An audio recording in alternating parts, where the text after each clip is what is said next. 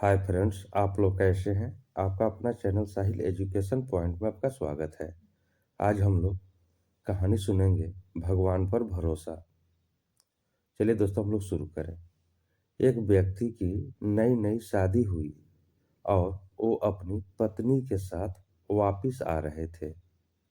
रास्ते में वो दोनों एक बड़ी झील को नाव के द्वारा पार कर रहे थे। तभी अचानक एक भयंकर तूफान आ गया। वो आदमी वीर था, लेकिन औरत बहुत डरी हुई थी, क्योंकि हालात बिल्कुल खराब थे।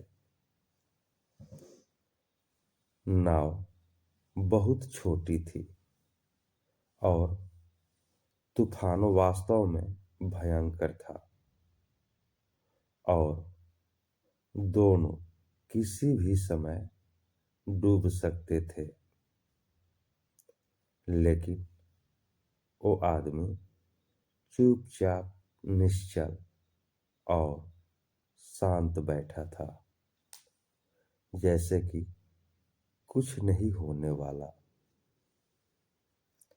औरत डर के मारे कांप रही थी और वो बोली, क्या तुम्हें डर नहीं लग रहा?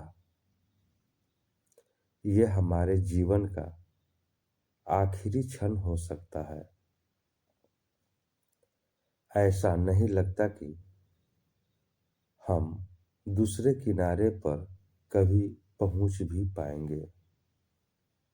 अब तो कोई चमत्कार ही हमें बचा सकता है, वरना हमारी मौत निश्चित है। औरत फिर बोली, क्या तुम्हें बिल्कुल डर नहीं लग रहा? कहीं तुम पागल वागल या पत्थर वत्थर तो नहीं हो? मेरे बोलने का तुम पर कोई असर ही नहीं पड़ रहा है। वो आदमी खूब हंसा और एकाएक उसने म्यान से तलवार निकाल ली। औरत अब और परेशान हो गई कि वो क्या कर रहा था।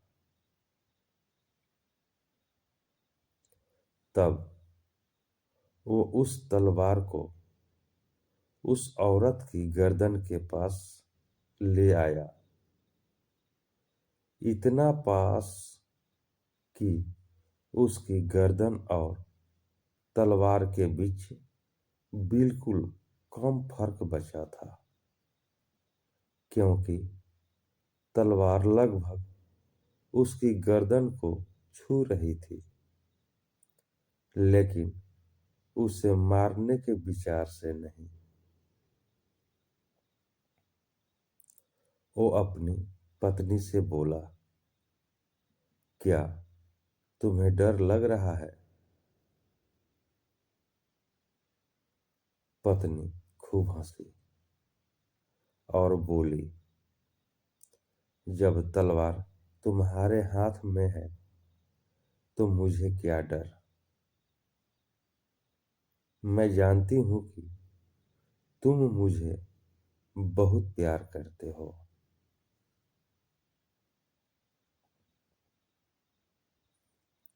उसने तलवार वापिस म्यान में डाल दी और बोला कि यही मेरा जवाब है।